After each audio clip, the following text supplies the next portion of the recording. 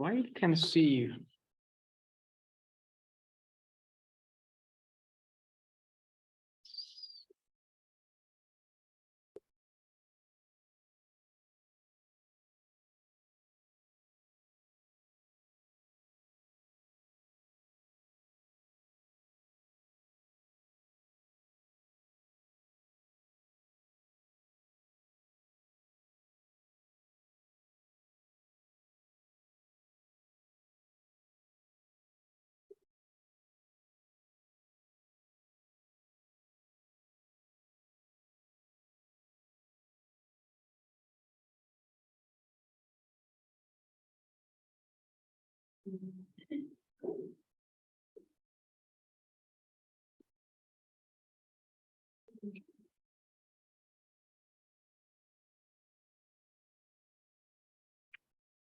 Okay, let's see.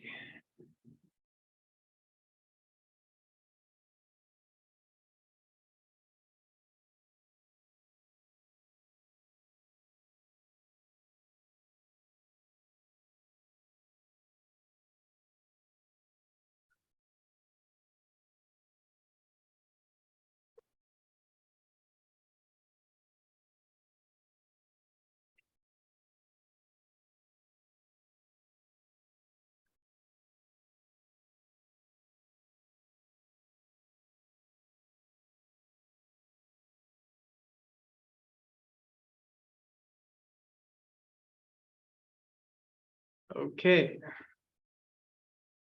So we have 20 people online, or 26, some more coming. Can you hear me? Yes, I can hear you. That's good.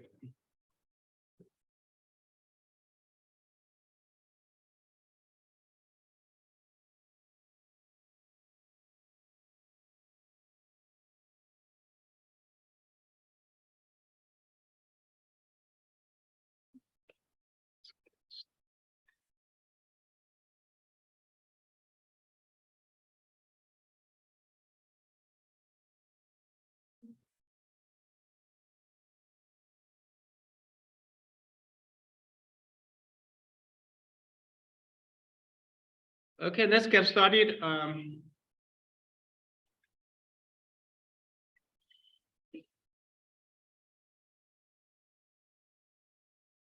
So we have so Kai, right? Yes. Amaya and Greer. Greer. Okay, so we have Kai, Amaya, and Greer here in the room, and so they will have a priority. So they will ask questions, and I will start with them to see if they have any questions about the study guide. Anything in particular you want me to talk about? No? Okay. So if any of you have a question, I guess you can unmute yourself, or you can raise your hand or type your question in the chat. So we will start with, because we already talked a little bit about the study guide on biological foundation and also special population. So we will start with language, culture, and cognition today. And if we have, and we will see if we can cover everything. So, but if we cannot cover the material in biological foundation, so I think you should be okay, because we have talked about that before. Now, let's look at the language, culture, and cognition, number 1 on the handout. So basically, there are 2 questions I listed here. So maybe you have some idea. Hopefully, you have already had at least had read this study guide once. So okay, so the first number 1 is about the perception of time, and how, of course, how language, how the marking of time in the language, or the lack of, will influence the speakers of that language to perceive time. So this particular study tested that particular question regarding cross-linguistic differences in the marking of time and how it affects speakers' perception of time. And of course, this time they tested two languages, English and Indonesia, and these two languages differ in the form or the changes of the verb as a function of the time in which a particular event takes place. Okay. So the task that they use in this study is similarity judgment. So basically, they ask the participants, which who are speakers of English and the speakers of Indonesian, to judge whether the two pictures in A or the two pictures in B, how similar are they? Okay. How similar are the two pictures in A and how similar are the picture in B? And the rated here, if you see the axle 3, 4, 5, 6, 7, 8. Of course, they start from 1 to 9. But as you can see, since the highest score is 7, so they only have 8 here. But you know it, the scale here is from 1 to 9. But they only put 3, 4, 5, 6, 8, 7, 8, these numbers here. So these numbers represent the similarity ratings, how similar they are. So the higher the number, the larger the number, the more similar they are. Of course, if you look at the first question, English speakers rated the two pictures in to be more similar than the two pictures in. So you basically need to choose A or B, right? You fill the blank into A or B. So more similar. So you need to have English speakers. So since the question asks English speakers, so you look for English speakers here. Let's see.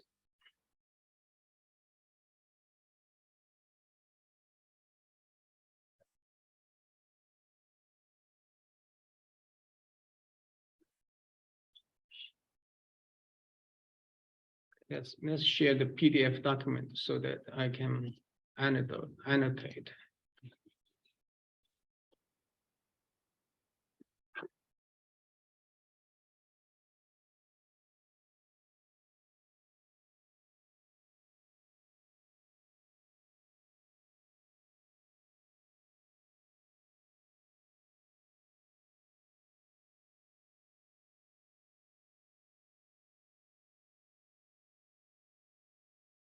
Okay.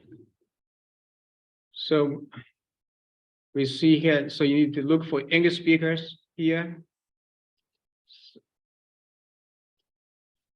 The English speakers here, okay. Now English speakers, and then what you need to see is more similar. So which one is more similar? Of course, as I just mentioned, that the larger the number, so the more similar that. So you need to look for, first, the second thing you need to look for is the red bar, right? Because those are more similar. Okay. And then the next thing, so you need to identify what this represents. So this, you know that, so red bar represents, so you see here, right? So the red bar represents different actors, same tense. And then you look for here, different actors, same tense. So you have different actor, same tense.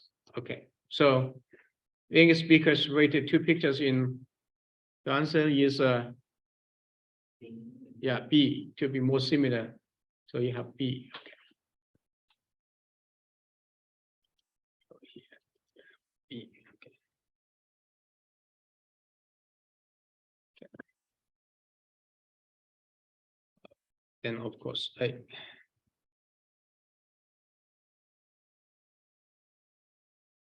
now of course, and so just to check your understanding, so a variation of this question will be, So Indonesia speakers rated the two pictures in to be more similar than the two pictures in. So we have the other thing, right? Okay.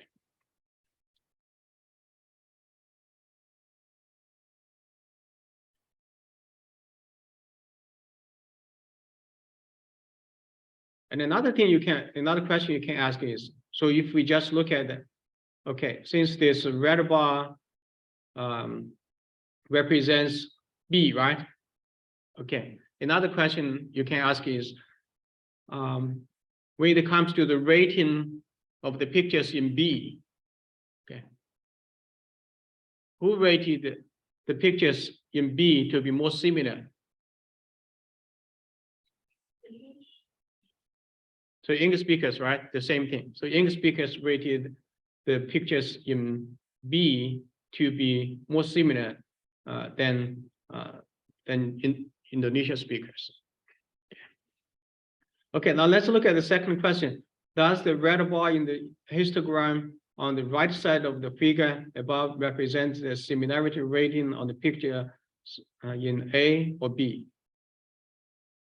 Or the red bar, sorry. Is it A? A or B, red bar. B, right? Okay, the same thing. So you just look, basically, so red bar, look at legends, okay?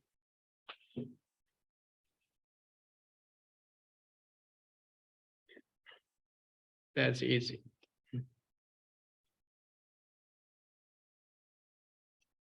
So this is the conclusion of the study. They found that the experience with the English tense system makes English speakers perceive action in the same tense as more similar, and action of different in different tenses as more similar. Basically, this is the summary of what we see here. Okay. So this sentence is a summary of this figure.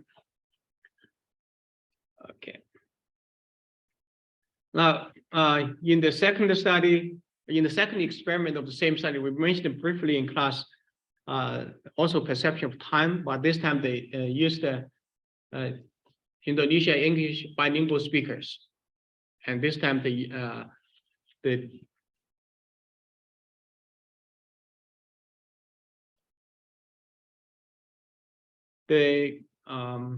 tested these bilinguals in either English or Indonesian. So what we see here is very similar. What we see, so they found that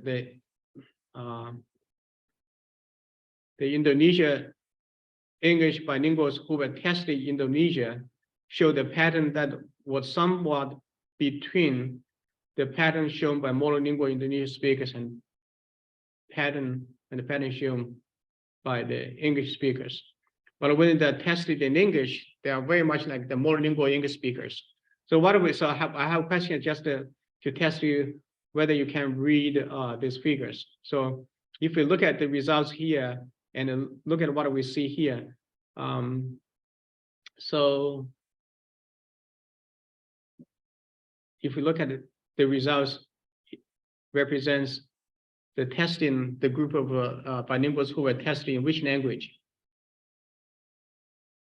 In Indonesia or English?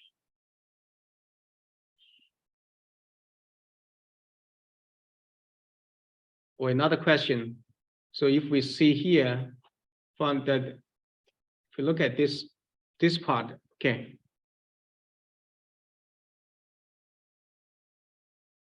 Which part of the graph summarizes the results shown in the text that I just highlighted?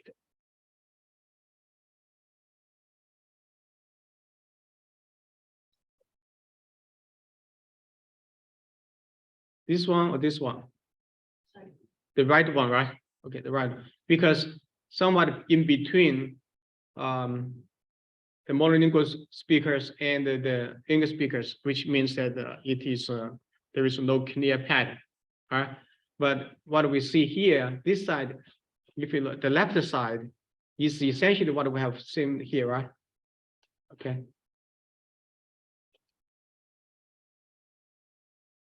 So if we look at these two, so these two similar pattern. So since these are the English speakers, so you can conclude that this the group of bilinguals who are tested in English. Okay.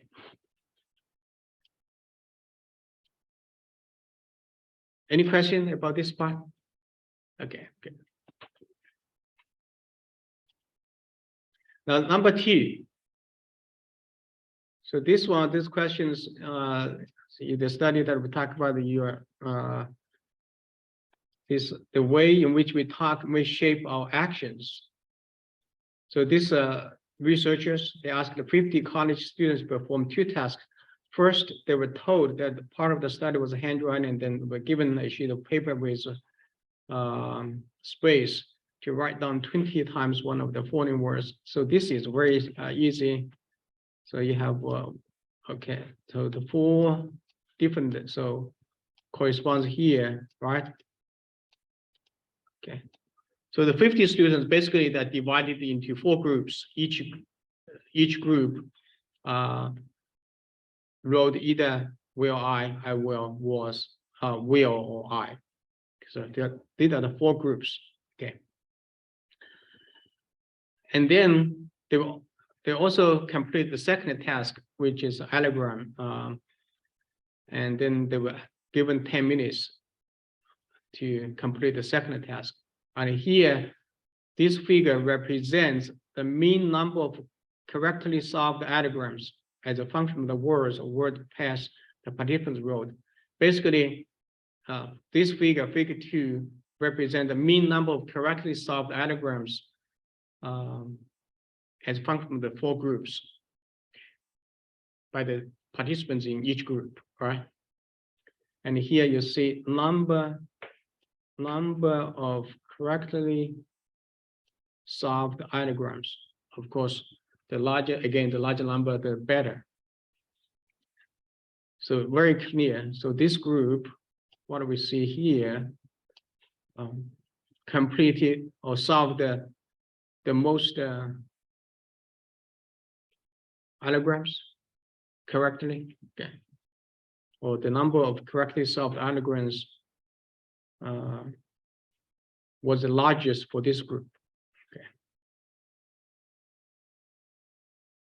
Great. So that's too simple, too easy. Okay.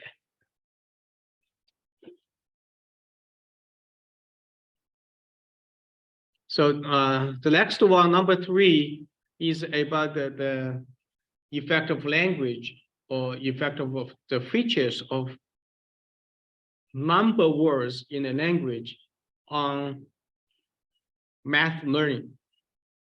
Okay. Or sometimes they make it more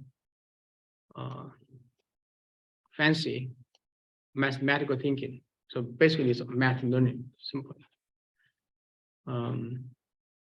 We present 2 studies in class. And so the first study we mentioned it actually is about abstract content. And so here you have Chinese and then you have Americans. And so basically, so firstly, we need to look at what this represents, these numbers 10 to 100. These means the mean level of successful content. Okay. Mean level of successful content. So basically, the higher the level, the better. Not always better. Okay, not always the larger number, the better. So we'll mention one figure that shows the larger number is not good. For example, the reaction time. The more time you spend to doing something, that's not better. But in this case, the mean level for successful content, so that's good. So the larger number. So since the Chinese children, they're at a higher level, so they're doing better on this task. And so these authors or researchers, they attributed the better performance of Chinese children to the number system or the features of a number system in Chinese. Basically, the Chinese, this one, particularly this block, 10 to 20 block, is more consistent in Chinese or more regular in Chinese than in English. So these researchers attributed the patterns here to the patterns here. But we mentioned in class that that's not necessarily a strongest evidence. In fact, this study provided stronger evidence because what they found that the thing that the Chinese children did better is for the numbers in this kind of numbers in the secondary grades, but not other numbers, not the single digit and not the 20 to 20 line, 20 to 90 line. So this study provides stronger evidence that the difference between the two languages, in this case English Chinese, affect the way children learn to count. Okay. So this is easy. This one. Don't really need to think much about this.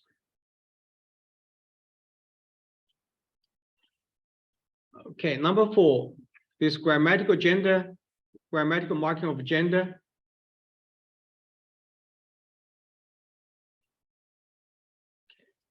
Let's see. Gender.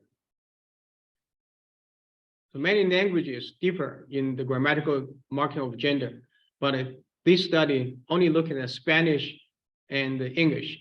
So English is a language that does not mark grammatical gender, while Spanish does.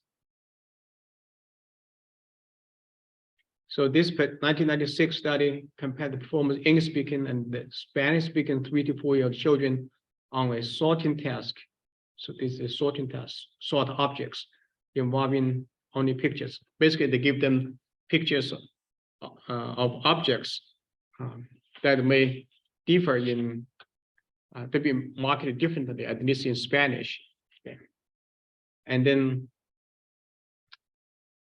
sorting pictures of people and objects into groups that go together is one kind of categorization task. Now, suppose you know that they produce results that provide evidence for the effect of grammatical gender on categorization, or essentially you can replace categorization as the object sorting task. Okay, sorting task. Okay, it's the same thing here. So what would the results look like? So we talked about in class that basically they found that 1/3 of the Spanish-speaking children sorted the objects according to or on the basis of the gender or grammatical gender of those objects, but none of the English-speaking children did that. Yeah.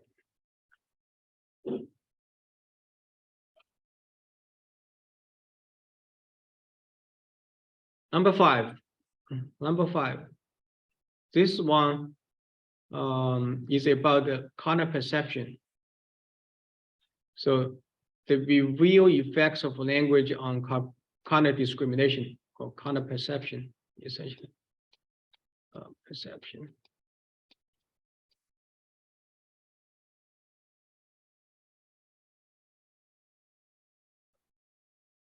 Same thing, color discrimination, color perception. So this study is based on the difference between English and Spanish. What we see here, that in English, there is no word that specifically for light blue versus dark blue, even though you can express that, but you have to express it using a phrase, light blue or dark blue, but you don't have just a single word that tells the difference between light blue and dark blue. But in Russian, they have that. So this is a word for light blue, and this is the word for dark blue for Russian. And all these colors or shades of color, shades of blue, they are within the category of light blue. So category simply means type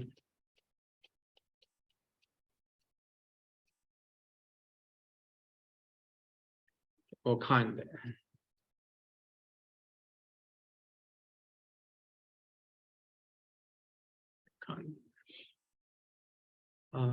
And so here, all these shades on the right side, they belong to the category of dark blue.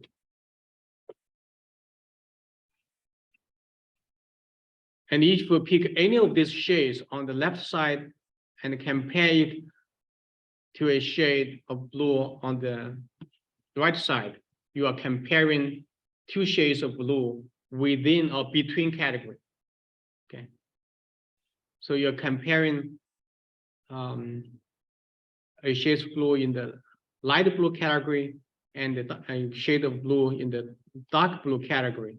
Then you are comparing between category. Yeah.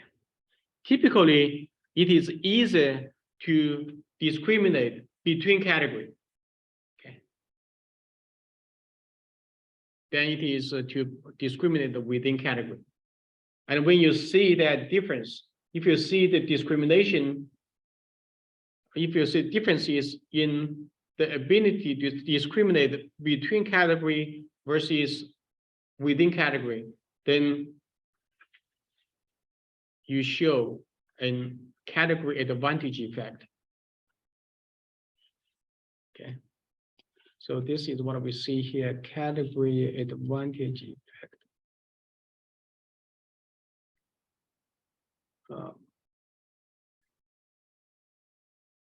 You see this category advantage. Okay. So it's interesting that in the abstract,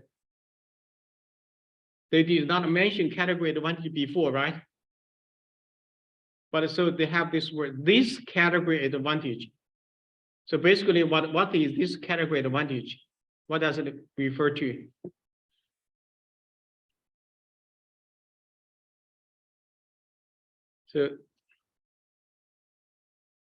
So this essentially is the category advantage, right?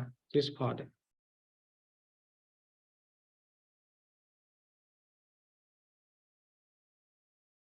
So Russian speakers were faster to discriminate two colors when they fell into different linguistic categories. Okay, what do we see here? So if it is easier, right, to distinguish the colors from these two categories, from light blue category and dark blue category.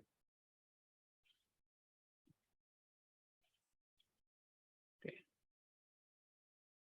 Then when they were from the same linguistic category, so then from the same. Yeah. That is the category advantage effect. Does it make sense? Yeah.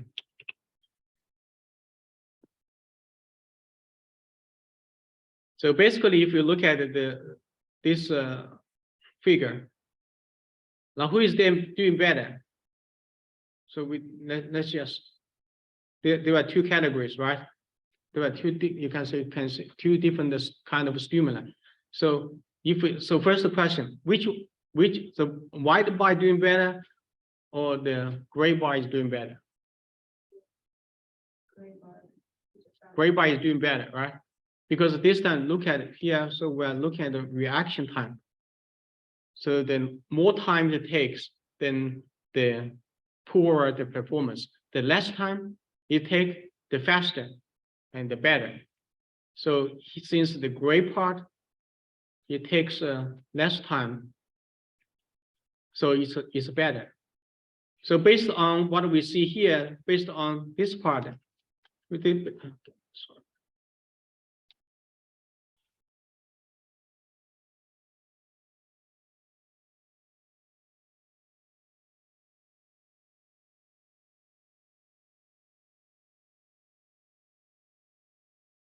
Now, based on what we talked about here,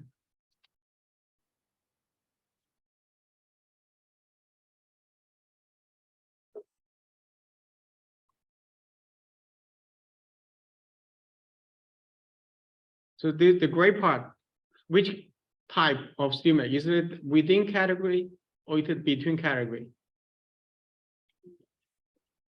This one, this part.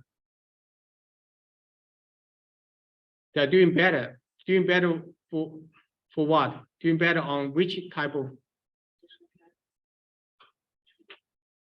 between, right? When they come from different categories, they do better. So what we can say, this part is between.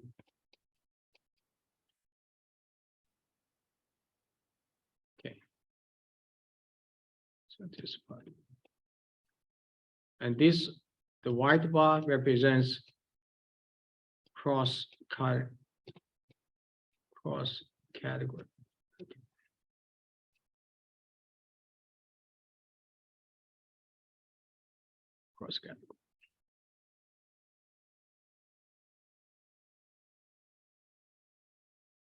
So the second part of the study found that the English speakers tested on the identical student did not show a category advantage in any of the conditions.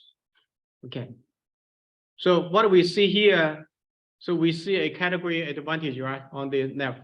So we do not see, because you see these two are the same, almost the same.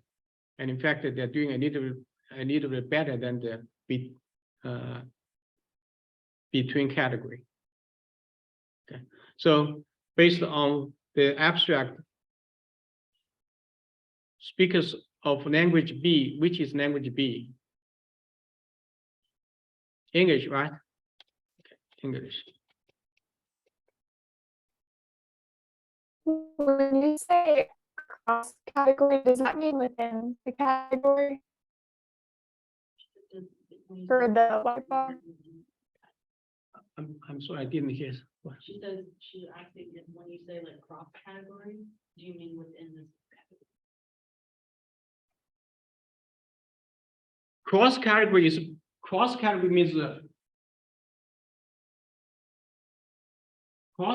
means cross. I'm sorry, it's not sure.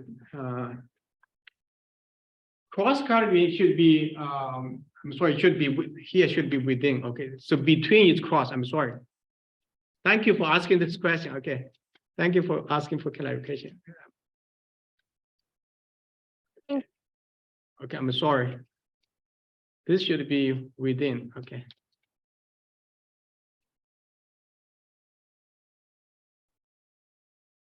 Okay.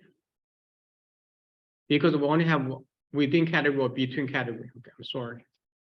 Thank you.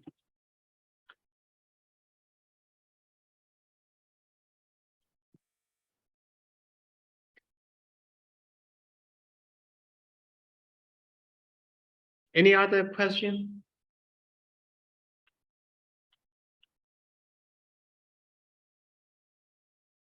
I did have one more question about this one. Do we need to know, because it says in the abstract that it was eliminated by a verbal, but not a spatial dual task? Do we need to know about that? Let's see. Your audio is kind of scratching up, so it's hard to hear what you're saying. I can type it in the chat. You're gonna type it in the chat. Her question, she's gonna put it in the chat. Okay. Her audio is choppy, that's why. Yeah.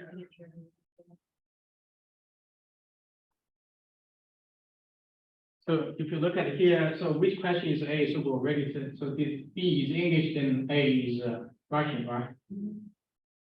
The question is, do the gray bars represent the participant mean reaction time between two class, cross category, or within category? So already we're set the cross category.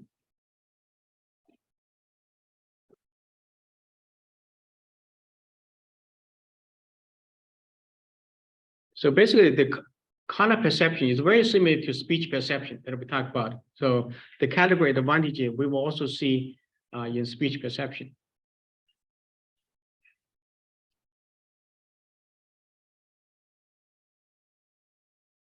Okay. Number 6, I think so. too simple. It's basically, so we already talked about this in class, because the Navajo, in Navajo language, the choice of verb depends on the shape of the object engaging in the action of the verb. So basically, if this particular feature of the language will influence the perception of the speakers of this language, then we would expect that the speakers of Navajo language will focus on the shape of the object when they are doing a object sorting task. So Navajo dominant children were more likely to choose the since we are talking so sticky here, so we will look at the stick, right?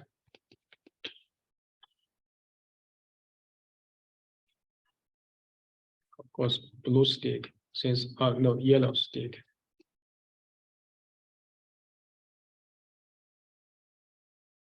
Because they focus on the shape. Okay. So English dominant children were more likely to choose the blue robe.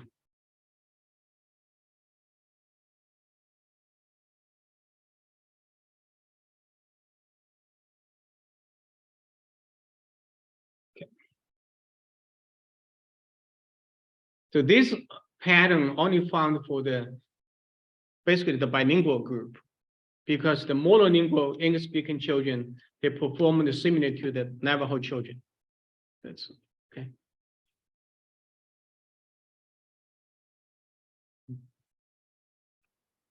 So while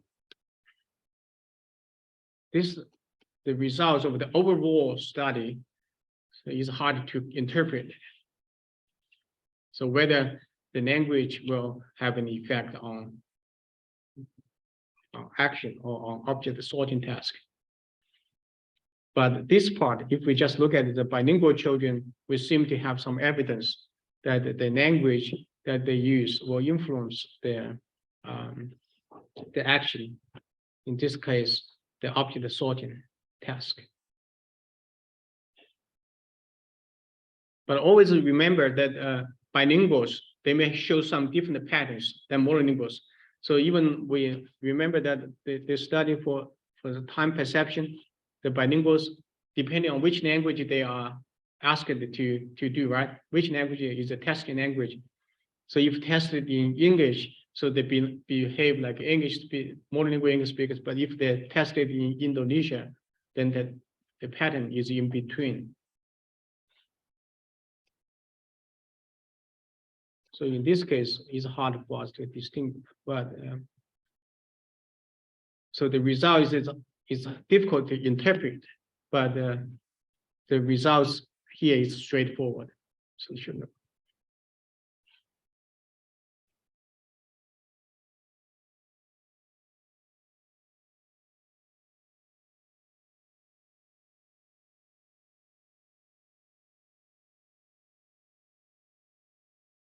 Okay. Number seven. I have two questions here. Which report is the agency report? Which one? For this? We spend a lot on this. So this is agency report. So okay. Okay. What is the conclusion of this study?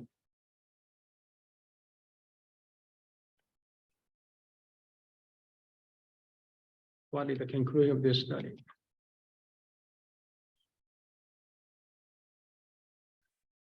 The agency presented. So look at the title here, subtle linguistic cues influence perceived blame and financial. So that's basically the conclusion, right? The conclusion is summarized in the title.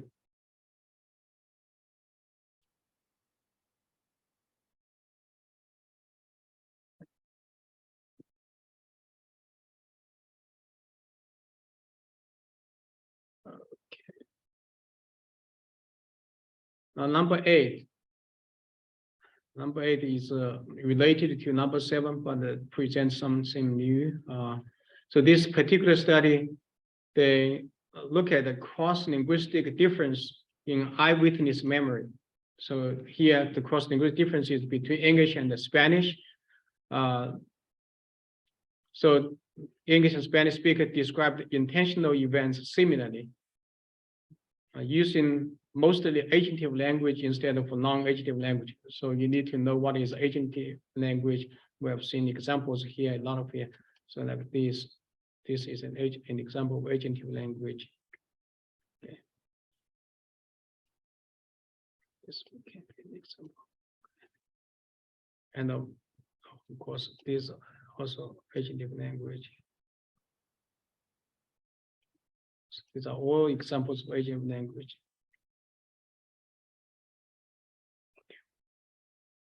However, when it came to accidental events, so these are accidental events.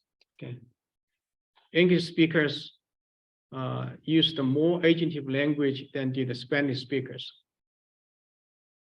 Okay, so these are when they're doing the description. Okay, so what we see here, not difference.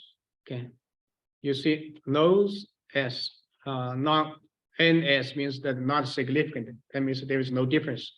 So based on what I have seen here, English speakers that describe intentional events similarly, right? No difference.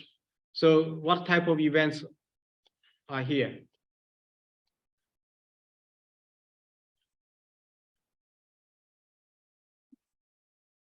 What type of events? What do we see here? So similarly or intentionally, right? So basically, what do we see here? Okay. So these are the intentional events. Of course, these are the accidental events. Accidental events, type B. Okay. Okay. Now, another thing that we need to differentiate the languages. Which group of speakers are we talking about here? So no difference, Spanish, English, so it's hard for us to tell. So we have to do it here. English speakers different from Spanish speakers in that English speakers use the more agentive language, right? So what we see here is a proportion agentive, that's to say proportion agentive language use. So the higher the proportion means that the more agentive language they used in describing this particular type of events. So based on what we have seen here, so English speakers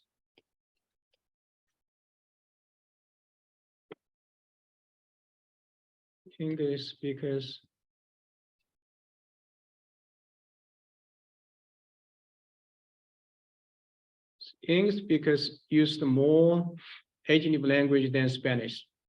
So these are what we see here, right? So these are the English speakers. Language A is English. Language B is Spanish. Spanish is language B. Okay. So these are for description when they ask you to describe those events. Okay, and then the second experiment they did a memory task. They also did a memory task.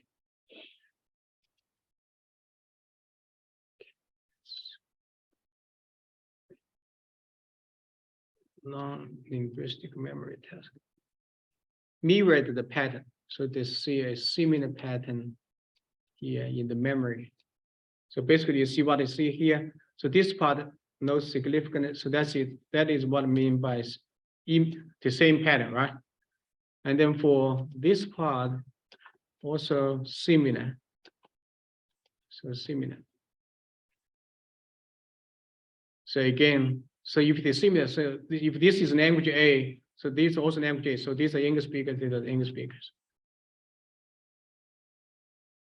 So English and Spanish speakers remember the agents of intentional events equally well. However, English speakers remembered the agents of accidental events better than did the Spanish speakers. Okay, so this shows that there are cross-linguistic difference in event description, and that the cross-linguistic difference in event description have some effect on eyewitness memory.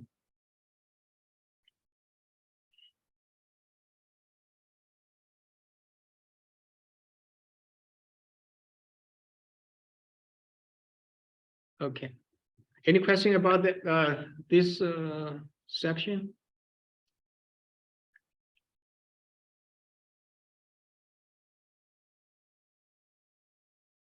Okay.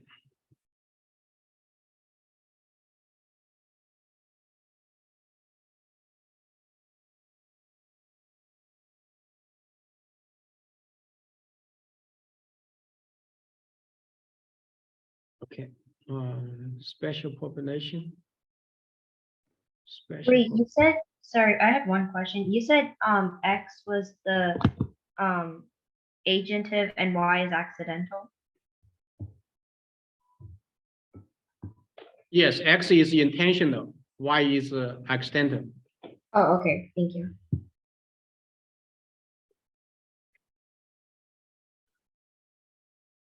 Okay, I want to, so the answer is here. So for the growing up different videos already highlighted in blue, in yellow, so well, so we'll just skip those. I really liked it. Okay, You brought up different video. I liked it a lot. yeah, that's a good, I like that, particularly like when the boy playing the piano. Yeah. I liked when the little girl played the song. in front of him. Yeah. Okay, type of errors, particularly if you want to have some extra points, I would really need you may need to go back and take a look at the 14 grammatical morphemes. Okay. So of course, when we look at errors, we look at the omission error and the commission error, right? So what here, these two, since there is 0 here, so and it indicates an error, so something is missing. So you can see this is a omission error.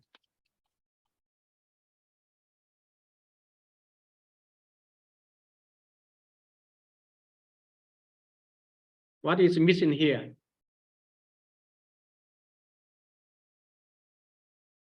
So missing is maybe a the or a, right? The frog or a frog. So the definite article or indefinite article. Here we have a frog was going to sleep with the dog, or is going to was. So what we see here, something missing. So this is the auxiliary verb.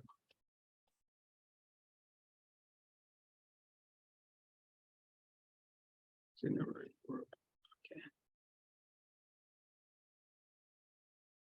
Okay. The dog get in the bowl. So tense morpheme is missing, either got in the bowl or gets in the bowl. So probably so because I would say get instead of got. So this also in the omission area.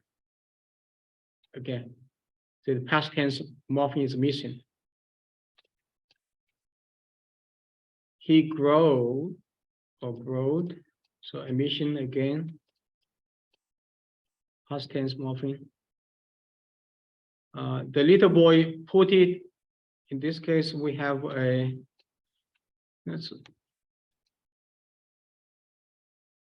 So here. What was he growled again? That's an omission, right? Okay, thank you. Missing the past tense morpheme. So here this the regular should use the irregular past tense, but the child used the regular. So omission. Walked the same thing. Omission. Is jumping out of the the jaw, and the dog, the boy is sleeping, right? ING.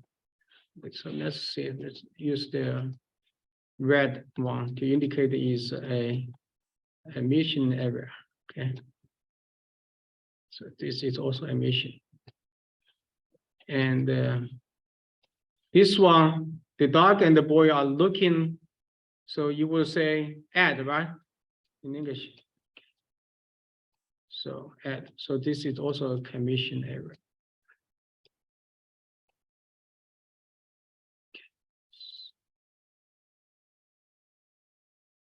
You get an idea.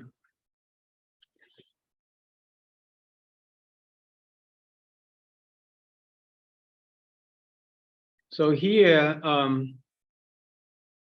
these are comparing, first of all, children with Winning syndrome, children with a specific language band, the typical developing children. So you need to know the difference between these two groups, Winning children with Winning syndrome and children with SLI. So they differ in what? They differ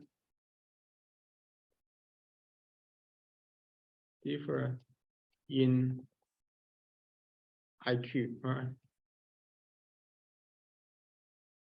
Or cognition.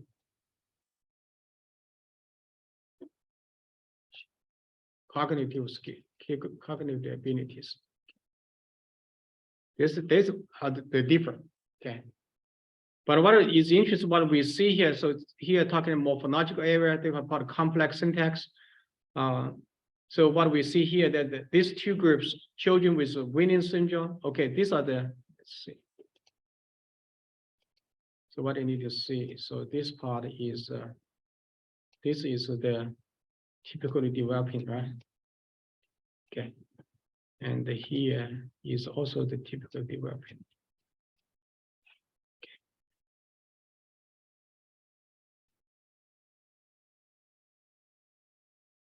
But what we see here is that these two groups, children with Winning syndrome and children with SLI, in spite of the differences in cognitive ability, the language is the same. Okay, no difference.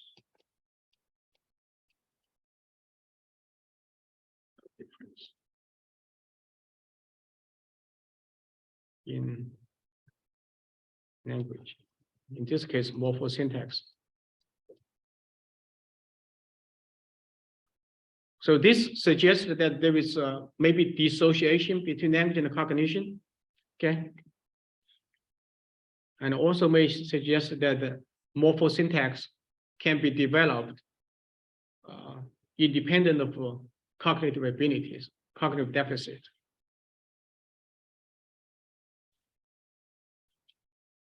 That's what we see here. Morphology and the syntax may develop somewhat independent of general cognitive ability. Yeah.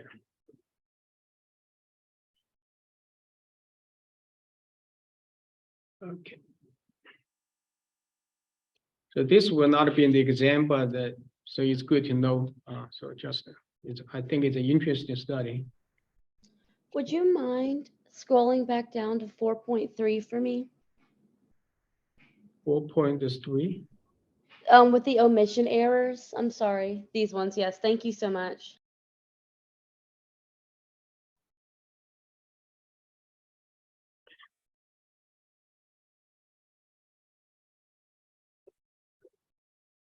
Okay.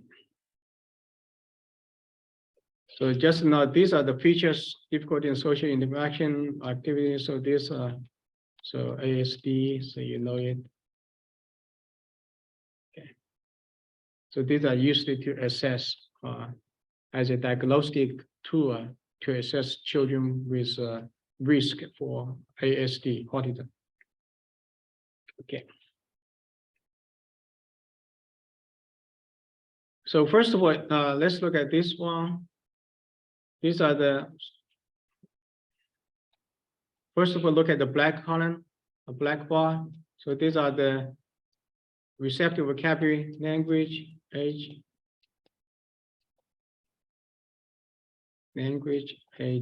or vocabulary age, right? But then the white was mental age. Mental age, typically I mentioned by IQ. So what do we see here? The black bar precedes is higher, right? It's taller. You can think of it taller as the white bar. And of course, these are the age equivalent score, means that the taller, the better. Okay. So they have a better language score, or they have the language age exceeded the mental age. Okay. But of course, we also see that these children we also see development. Let's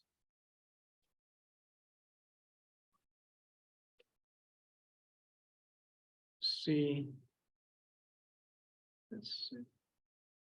Okay.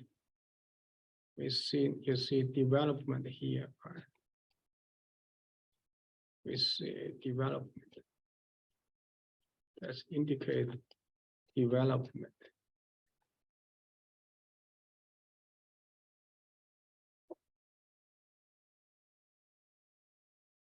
Or growth.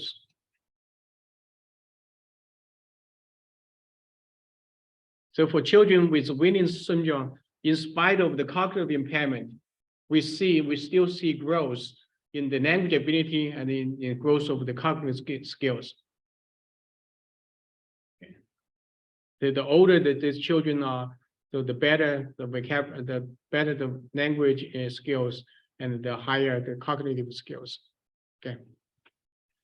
But at the same time, so these are, of course, we're just comparing these children within themselves.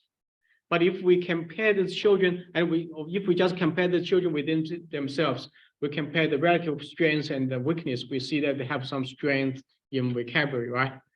But we do not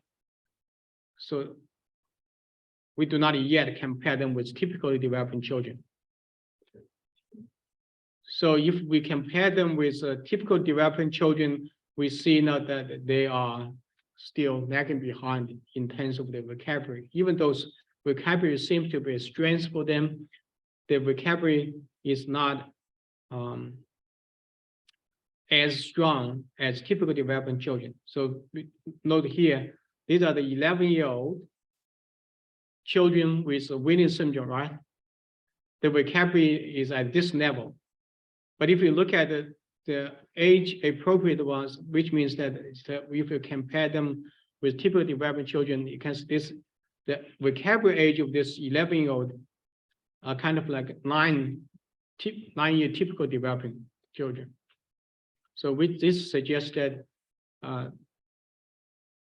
children with Williams syndrome may still have some issues with the vocabulary in comparison to typical developing children. Okay. So basically, when we look at the strengths and the weakness, we have to know what we're comparing to. Okay.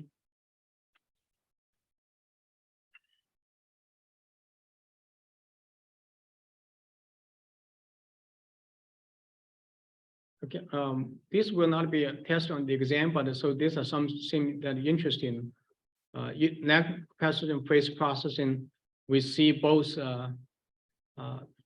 We see the normal control, that's the typical developing TD or typical developing TD. There are some difference between typical developing children and children with Williams syndrome. Okay, in phrase processing, in language processing. Basically, what we see that in children with Williams syndrome, so there are some unusual activity in the right hemisphere. But when it comes to language processing, there are some unusual activities in the left hemisphere. So this suggests, this gives us some evidence that language processing is the function of the left hemisphere in both children with Williams syndrome and typically developing children.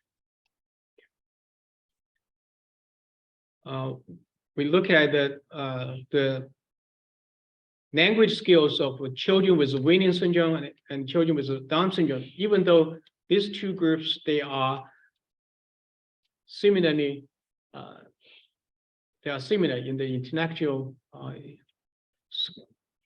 abilities, in the cognitive abilities. So it's a very similar IQ, right? 50 versus 55.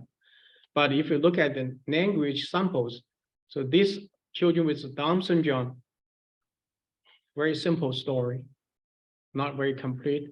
But for children with Winning syndrome, more complete story and better language use. So again, so there are some evidence for dissociation.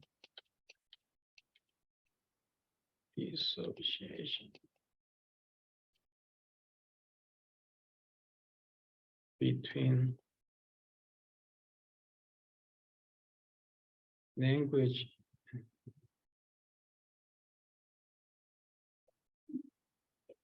and cognition.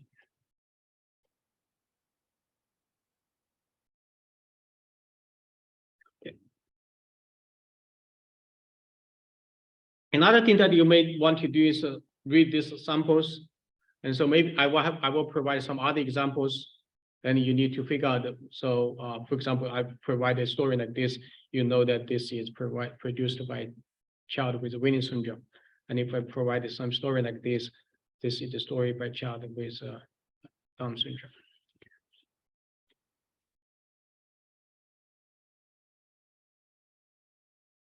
Okay.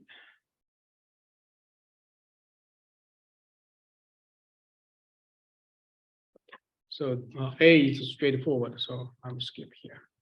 I want to talk something more here.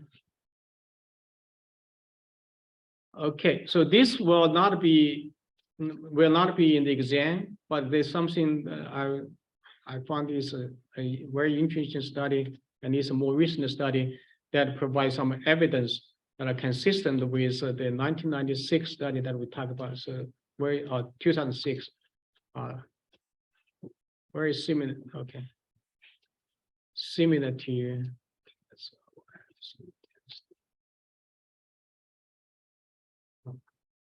Similar to the 2006 study on page, which page this? On the previous page.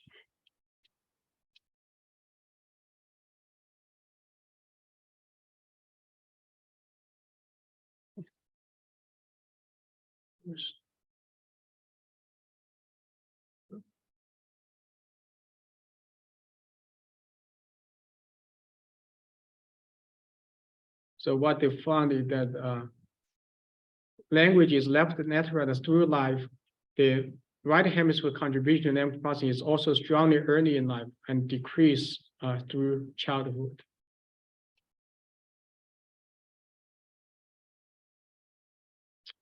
Okay.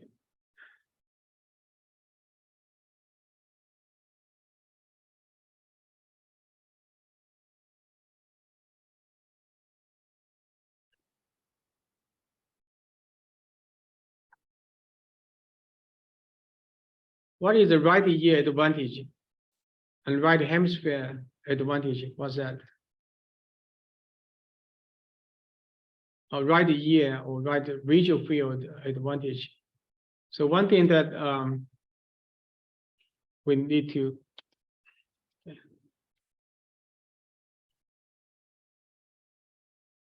the right ear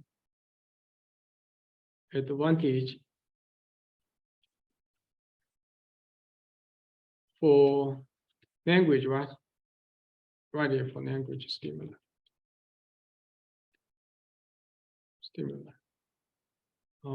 Related to left hemisphere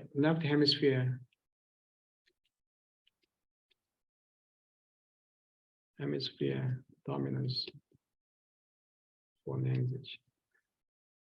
Why is that?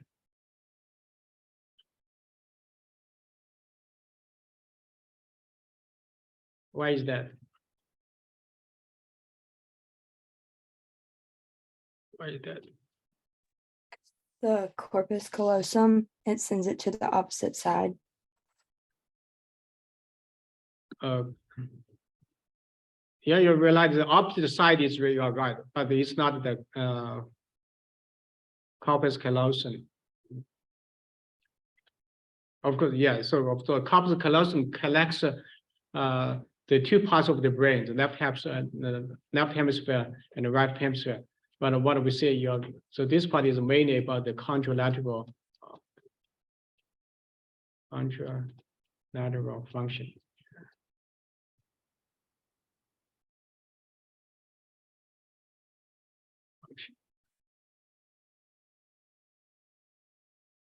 Okay.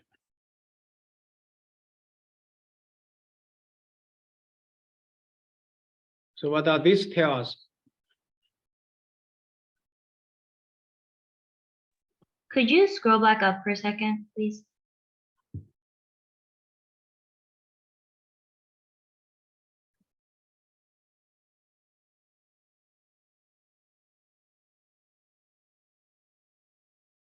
So what do we see here? That right ear advantage. So that's a common observation, right? Right ear observation for language stimuli. And so that has been used as evidence for the left hemisphere dominance for language. How can we come to that conclusion? How can we relate these two together? Because the contralateral function of the brain, because the left hemisphere is in charge of the activities on the right side of the body, and because there was a right ear advantage, and for language, so we can conclude that the left hemisphere is dominant for language. Okay. And here, so what do we see here? So these are the total score. Let's see. We see here, so there's a total score on the American Sign Language production scales. Okay. So basically, this you can consider this as a measure, language measure, or task. And then these are the scores on the task. Okay. And left Nishin signers. So are here. The right Nishin signers here. Who is doing better? So this group doing better, right? Better.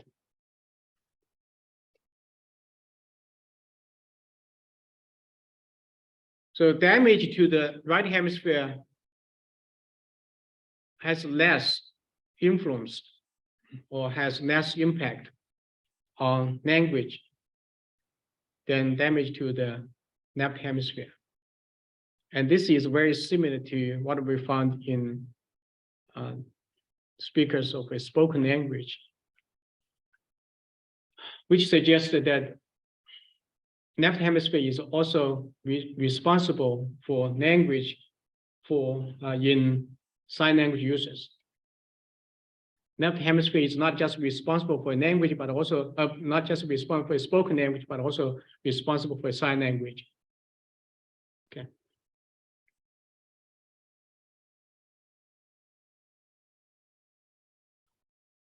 Okay.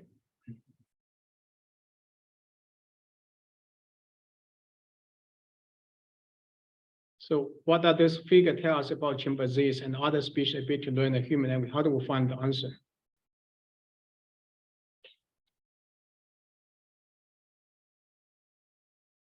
Where is the answer?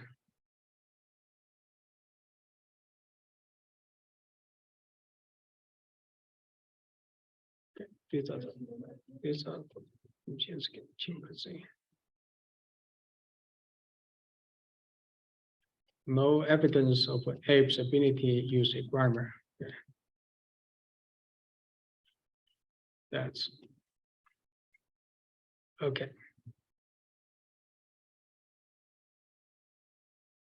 Number 8, so Broca's aphasia.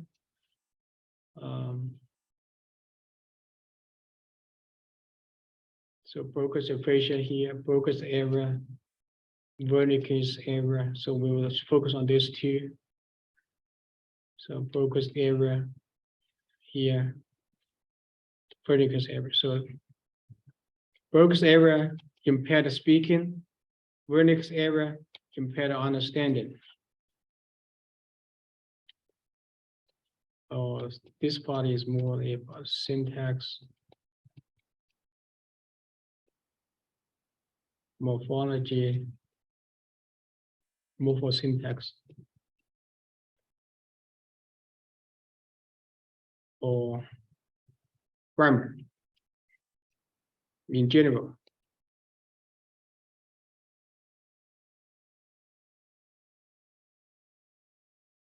And then this part is semantics.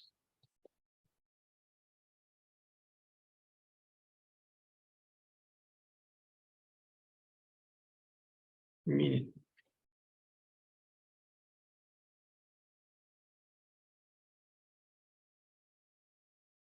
Yeah. So sometimes you will see that the Broca's aphasia, they have a term, so maybe it helpful Broca's aphasia. Sometimes they say a grammatical aphasia, because the speech tend to be agrammatical, means that they have problems, difficult with syntax morphology. So these are just some examples. Here, of course, you can see a lot of pausing, non-fluent.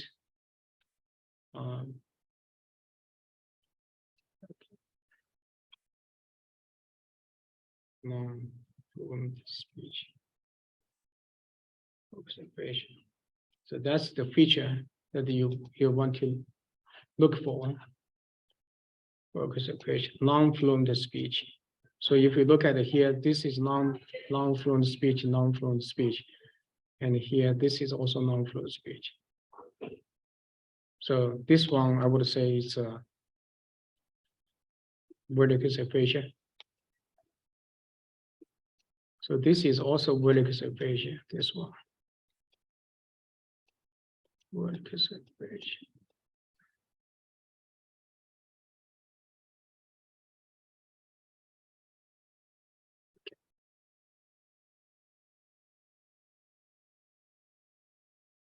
Okay. So the first one and C are both Wernicke's aphasia, and then A, B, and D are Broca's aphasia. Yeah. Okay. So these are some examples, but the important thing that you know the thing, okay?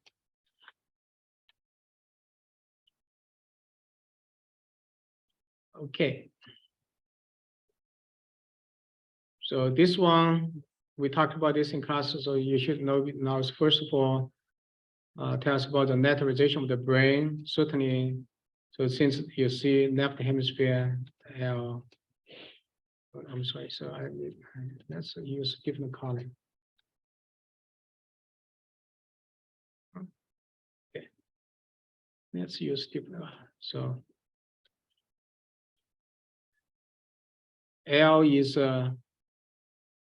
left, right? Left. L is left hemisphere. Okay. Left. Okay.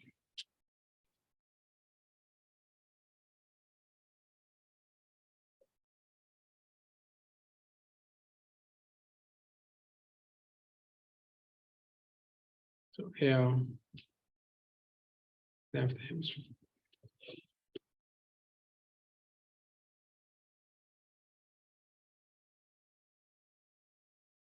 So what do you see that, so left hemisphere activation are stronger for language than than the right hemisphere, okay?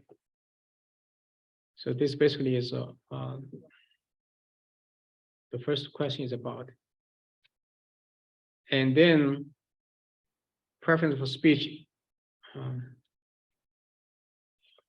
maybe this will help you. If you compare these two, you can answer this question, okay? And then if you compare, okay. You compare these two, you have answer for this one. Does it make sense? Yeah. Okay. Now this one from the same study, Frog Ryu narrative shows specific language added focal niche and Winner syndrome. Now remember, so this one is very similar to what I have seen before, but it's different. Remember, so this is a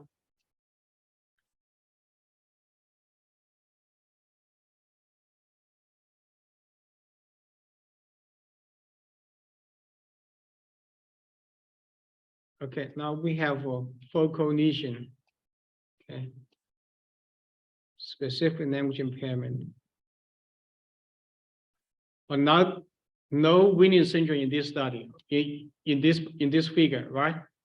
We're only comparing children's specific language impairment, early and typically developing.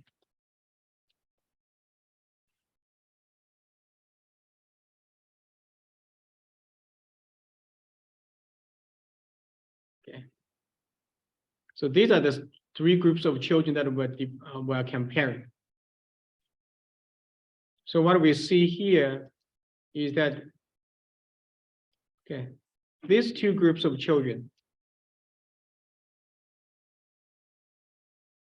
are here, okay, right?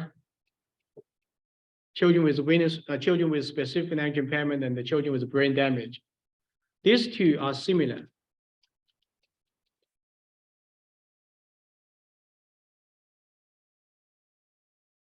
Okay. Now remember, so how they are different? They're different. One have brain imagery, brain injury, and the other group does not have a brain injury, right? But the language skills are similar.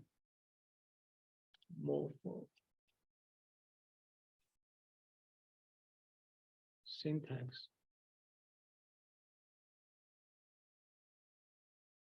Similar. Okay. So what this suggests that morphology and syntax, they can be developed in spite of brain damage.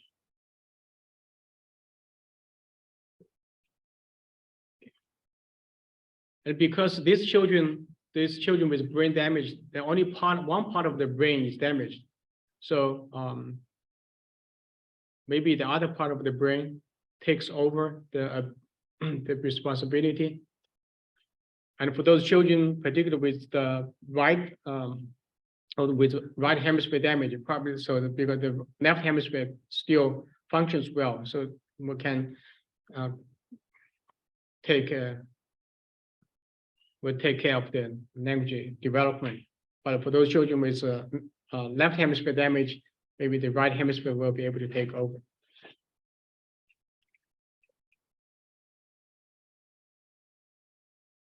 Okay. Split brain patients. So I think the important thing is to know that so the two parts of the brain cannot communicate, and also remember the contralateral function. So if they see this on the right visual field, the information will be passed to the left hemisphere.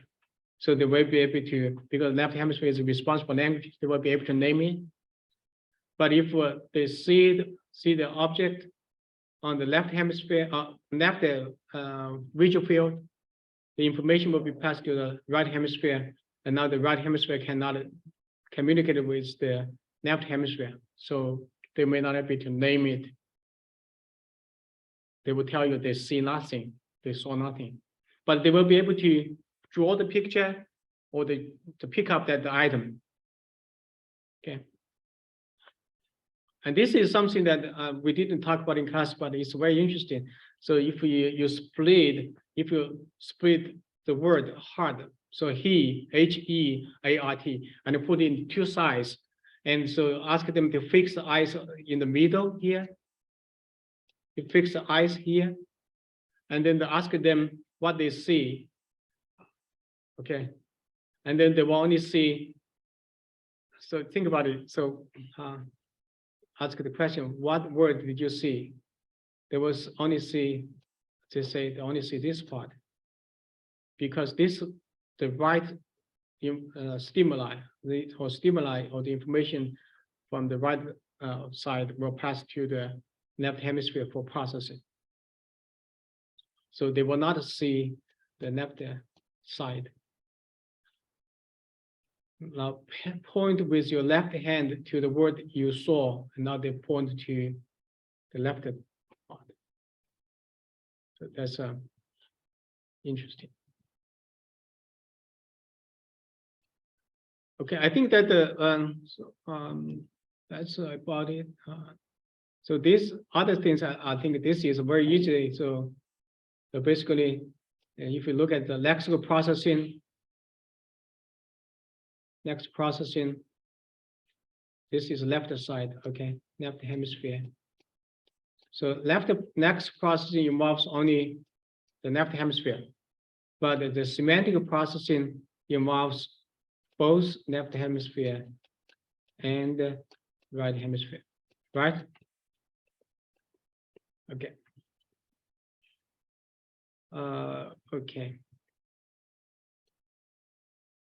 So results of the study are summarized figure. Okay. Who showed a strong tendency to use deterministic systematic regardless of the input consistency? Based on The what children.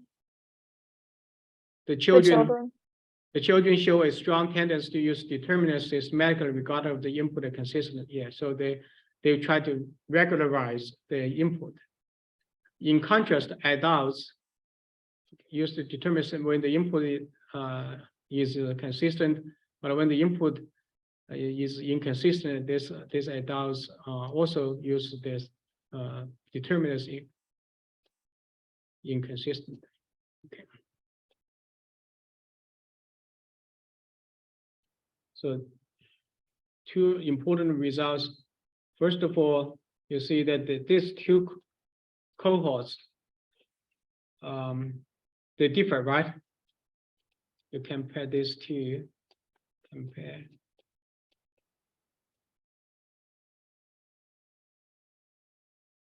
Okay.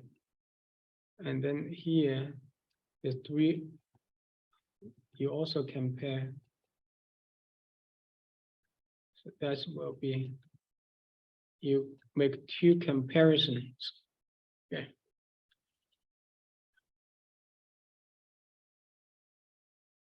So of course, first, second.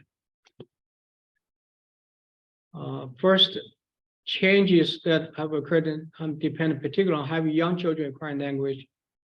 So first, okay.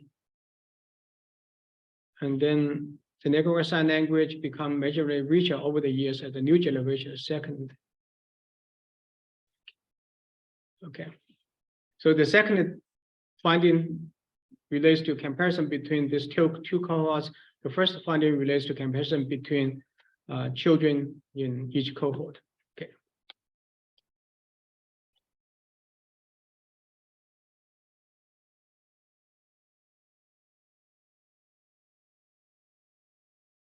Okay. Okay, I think that's about it. So we made it. Okay, any question? Let's see. Let's see in chat. Okay, 4-6. AK 4-6. 4-6. Where is 4-6? You did it. Okay. Are you gonna be, posting this recording on ELC so we can go back? I'm sorry, Can you post this recording on this, from the Zoom meeting on TLC so we can go back? this one, you want to put this post here? The recording for the Zoom. Oh, the recording? Yeah, Okay, yeah. okay, yeah. Yeah, I can post the recording and also this, annotated material. Okay, Could you post chapter 7 slides? chapter 7 slides. We went over them last Okay, class. I would recommend this here, so you don't need that, Okay, just so save you some time, okay? okay, thank you. Yeah, focus on this. Thank you. Okay. Have a good one. You too, bye-bye. Thank you for holding the Zoom, Dr. Chen. No problem, hope you can help. Thank you. Have a great break. you. Happy Thanksgiving. Happy Thanksgiving. Hope you eat some monkey food. See you later. See you.